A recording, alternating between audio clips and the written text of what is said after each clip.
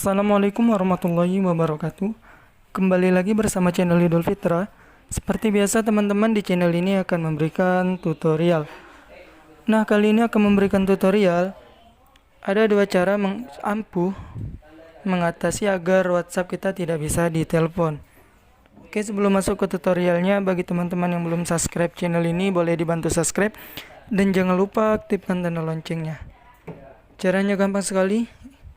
Kita masuk ke cara yang pertama teman-teman, agar WhatsApp kita tidak bisa ditelepon, yaitu pilih titik 3 pojok kanan atas. Nah, di sini silakan pilih setelan.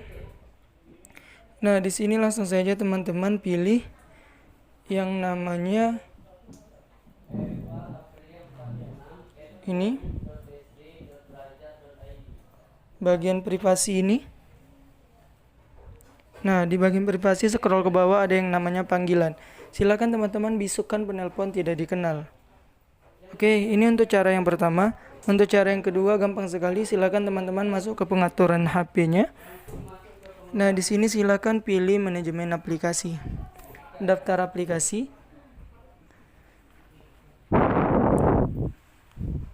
Nanti akan tampilannya seperti ini. Silakan cari aplikasi WhatsApp. Nah, ini dia teman-teman aplikasi WhatsApp-nya. Oke. Nah, di bagian ini teman-teman langsung saja pilih paksa berhenti. Maka otomatis orang tidak akan bisa memanggil telepon dari orang itu, tidak akan masuk ke telepon kita.